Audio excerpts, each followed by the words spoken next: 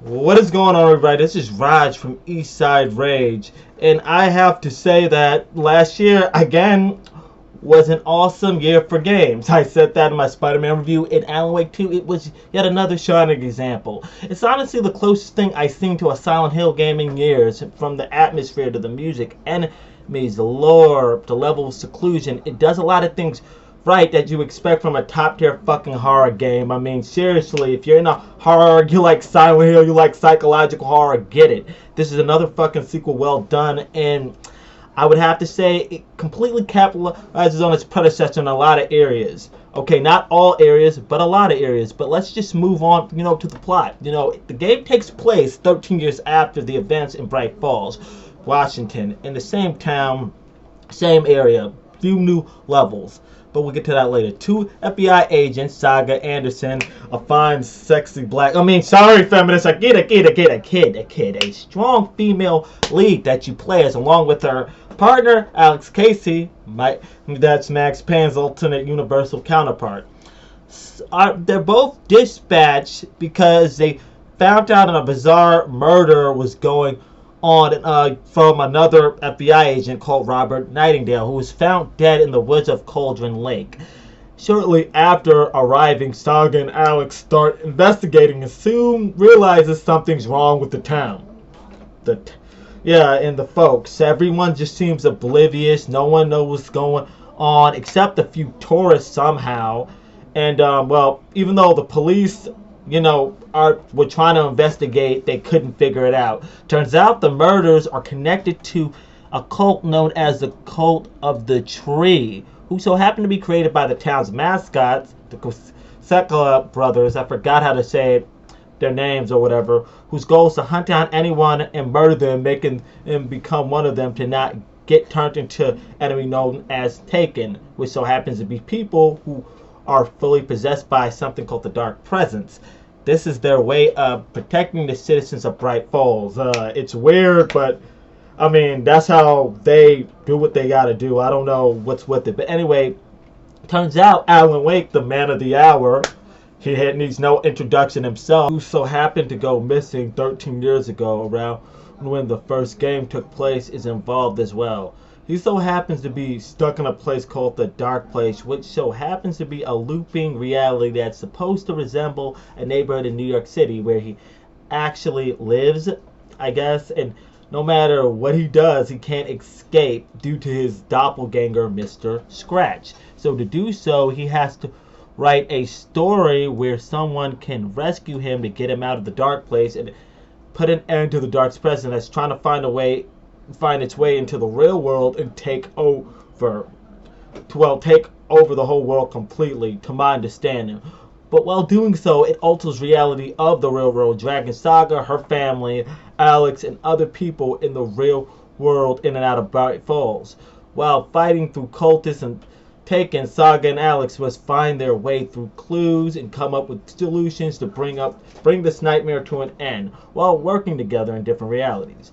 The game does by far, I gotta admit, it's pretty perfect when it comes to storytelling, acting, writing, the plot. Everything feels so great. It always made what you like to figure out what happens next. I always wanted to know what happened next. Not to mention, it's filled with all sorts of lore, how the Koskela brothers and Saga's family are connected, like all throughout the world, and other things as well. It all comes together like a fucking Denny's Grand fucking Slam. However, my only problem with the story was having to play the story over again to get the full ending. I understand there's a bit more content in the final draft, giving you more insight of the characters and everything, in the lore and the background, but it gives, I guess it gives you a reason to play it again, but damn, however, I don't really like when games do that. I already went through the trouble of fucking playing a game for 21 fucking hours. Plus, I think it was longer than that, honestly, if I look at my save or whatever. But I have to go through all that again. I get on the second playthrough, it's gonna be shorter because I know what I'm doing, but Jesus fucking Christ, man. No. The characters in this game are really well written and really acted for the most part. You could even due to motion capture technology, you could even tell who they are. Most of them, they come from TV shows, movies, and even video games. For example, the sheriff, I forgot his name. I'm gonna probably look him up if I can. Well, okay, yeah, Tim Breaker. It just came to my head. Tim Breaker.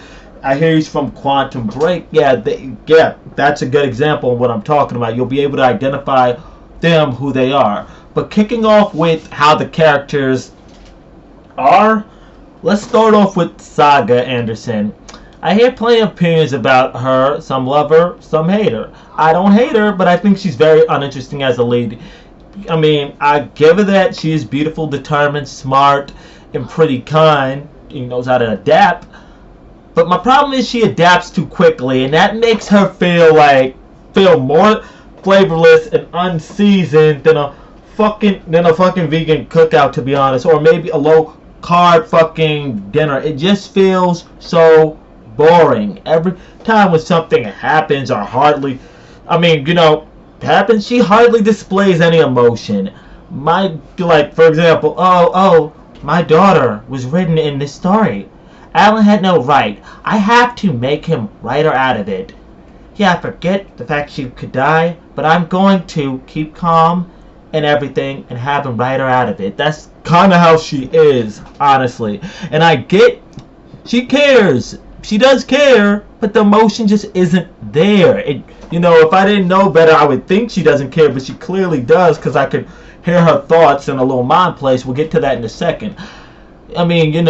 But yeah, when she finds out she dies, she doesn't even shed a, her daughter technically dies, spoiler. She gets her back, don't worry about it, but she technically dies in the story because she was written in. She doesn't even shed a tear. Her husband don't even want to talk to her. She just keeps, this blank expression on her face. I don't know what's up, or whatever. Okay, it just doesn't make any sense to me. Even like when a big ass monster pops out out of nowhere, almost kills her, or whatever. If monsters are hunter, she just keeps a straight face and fights them off. Just fights them off eventually. Even if she's getting her ass beat. As a character, she barely has any flaws outside of, getting caught up with work and being away from her family. But throughout the venture, she doesn't really see any growth. She's in no way a Mary Sue, don't get me wrong, like MJ. MJ, yeah, she was just, that MJ didn't make no sense. But there's this ongoing facade or case or whatever where a strong female is supposed to be this emotionless, level-headed, complete cross into the wind person. For me, it's kind of boring. Change it up. There's nothing wrong with a woman having flaws or whatever. There's nothing wrong with, women probably making a few mistakes or whatnot, being scared and everything, especially something like this. I know everybody would be scared shitless. But damn it, at times she feels more fucking robotic than Aiden Pierce from Watch Dogs. Yes. Seriously. The only thing that's interesting about her is that, like her family members, she has this mind place, like Tor and Odin, where she could piece things together, figure out people are lying quickly, and I guess somewhat read their thoughts, put them together, I guess. But outside of that, she just feels like this FBI agent with a poker face that has a soft spot for Dare and was just doing her job. That's it, to be honest. Then you have Alan Wake, okay, the champion of light himself. Like the last game, he's an award-winning author looking for his wife. This time he's just stuck in the dark place. He can't get out. He's been there for 13 years. But he's pretty much like the same last game, only this time he's a lot less of an asshole. Okay, yeah, I know. Okay, forget the fact that he did fucking, right Casey, Alex and Saga in this story to try to get out or whatever. That was a pretty dick move, but I get his intentions, I guess. But he sometimes manages to learn from mistakes and knows how to put great stories together and is an awesome narrator. I like listening to his manuscripts, like, the last game. But outside of that, there's nothing really much to say about him either. Like Saga, he's determined and pretty smart. The only difference is the difference is his end goal and, or whatever, and you're feeling like you're controlling a person in a horror game instead of a fucking robot or somebody who's just there. That's just to be honest. But anyway, you got the side characters, such as Alex Casey, which is Saga's partner, as I mentioned earlier. That's Max Payne's universe's counterpart, which so happens to be my favorite. I'm glad they brought that touch back. Forgot his voice actor's name, but rest in peace to you, man. The Anderson brothers, aka the Sons of Asgard. Saga's uncle and grandpa, they're like crazy old rock stars, and their names is Thor and Odin. That's pretty dope as well. You got Mr. Dora, host of a TV show in places, and I'm in a dark place, and gave a kick-ass performance in Alan, and it's like concert level. He's also in I see him in a few movies or TV shows as well, I believe. Somewhere, I don't know. I've seen him somewhere, I just can't remember. Then this Agent Estevez from the FBC, I guess she's Saga's superior. You also got the Kosala brothers, the town's mascot, like I said, comedy relief, and the reason why the Cult of the Tree exists. There are other characters, but they don't really serve as a big role as the people I mentioned. I don't know if I missed anybody, but most are played with a lot of, like I said, a lot of familiar faces you've probably seen before. So yeah, I'll give it that. The characters, they are pretty well written, and they did a good job with the, I guess the casting and everything, to be honest. Okay, now that all that's out of the way, let's move on to, I guess, the important part, the gameplay. Well, it's interesting in its own way. It has like that Silent Hill feeling to it. You're in a secluded environment and you need to gather resources, key items, gather clues, and solve puzzles to fight your way through enemies and get closer to your objective. You're also allowed to switch between realities between Alan Wake and Saga Anderson, who has their own sheer amount of levels. Okay, I know people are saying Saga has more screen time. Oh, well, no they don't. They probably didn't, beat the game or didn't switch to Alan and Saga at times. They just were mainly focused on Saga for them. They have an equal amount of levels. But anyway, like the old games, you're equipped with a flashlight, which is, used for removing darkness from enemies and killing them with a gun after. You have a gun also. However, you need to conserve your ammunition. Well, I highly recommend it, which is the bullets and the batteries for the flashlight.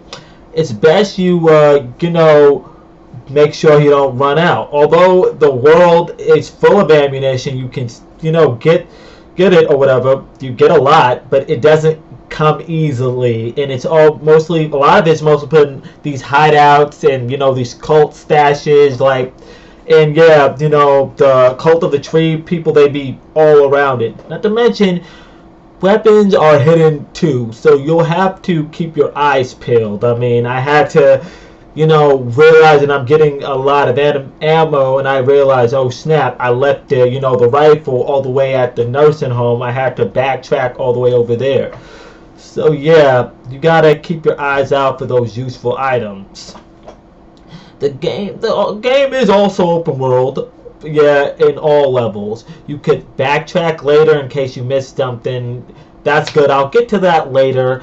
Okay, but let's talk about the controls. The controls are polished, and well done, I would say. And the animations are pretty nice too. Pretty polished and everything. Everything comes together. But I did hate the dodge mechanic, because sometimes when I dodge on time, I still end up getting hit and dying. That really pissed me off, especially in the part with all those hordes of enemies almost at the end of the game with Saga. It drove me crazy. The game can also be very scripted, though. Moving on, away from the controls, it can be very scripted. But talking missions and puzzles right here. For example, it has a lot of confusing moments. There was this puzzle where I had to first read this manuscript when I was with Saga and do another puzzle to go to some area. Then, chase after these Cult of the Tree guys that disappeared, then go back up, then go into Saga's mind place to briefly figure out, these clues or whatever. Her mind place is basically basically, where she puts clues together, profiles people, like I mentioned earlier, how she manages to somehow read people's minds. Then, once I put all those clues back together, I was able to pick up pieces that was there in the first place, items in the first place, to put the freaking puzzle together. I don't understand this, to be honest.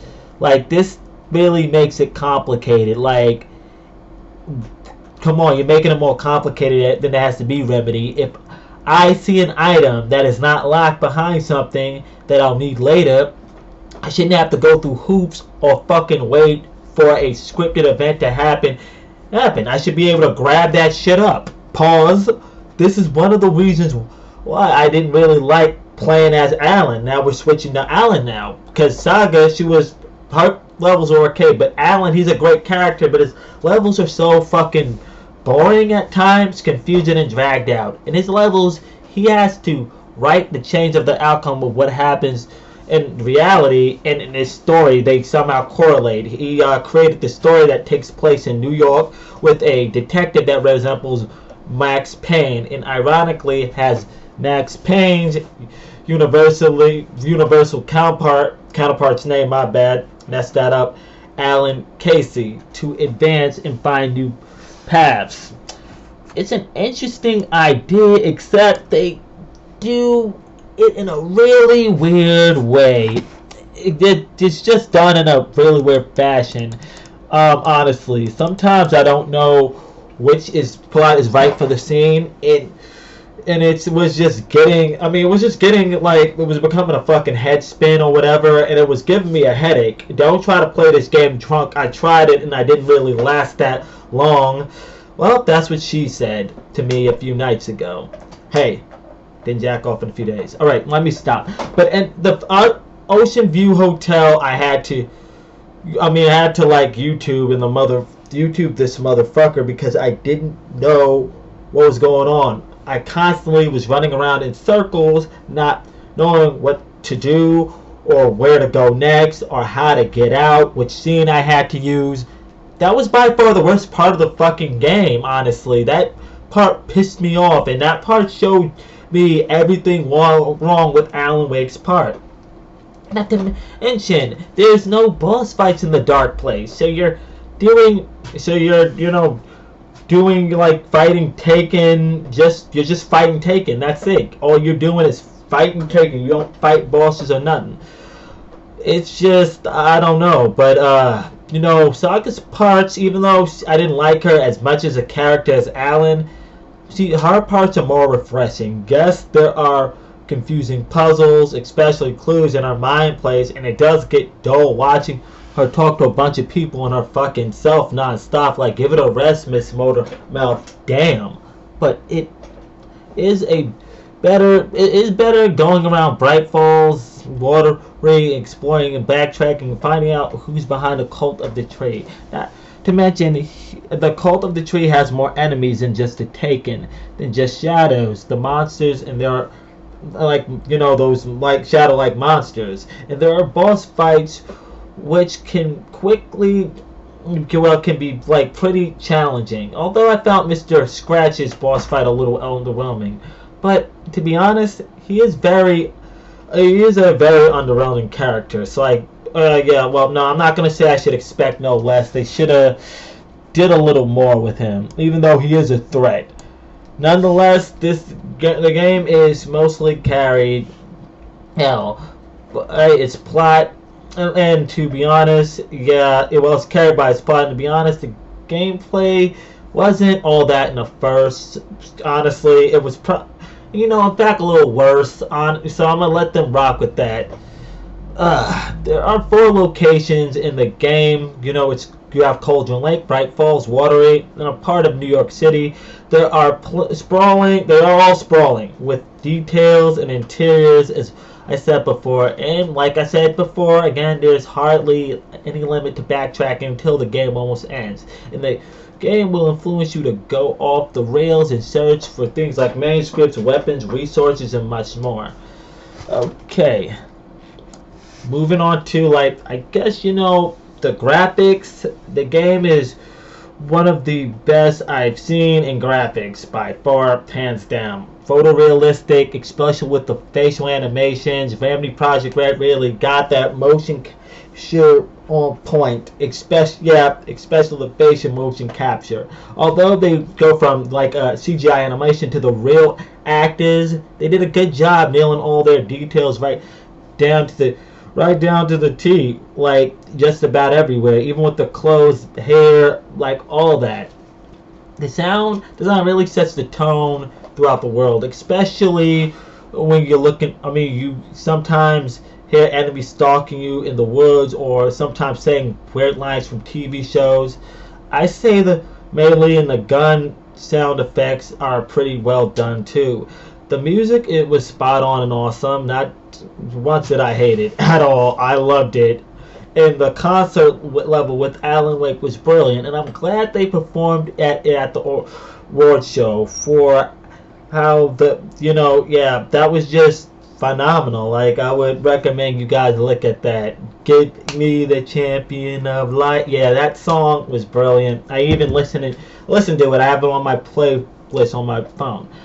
Okay, and now the game performs fairly well. I don't recall any dips in frame rate, I only ran into one glitch where I fell through the world and had to reload my last save, but other than that, I haven't ran into any issues.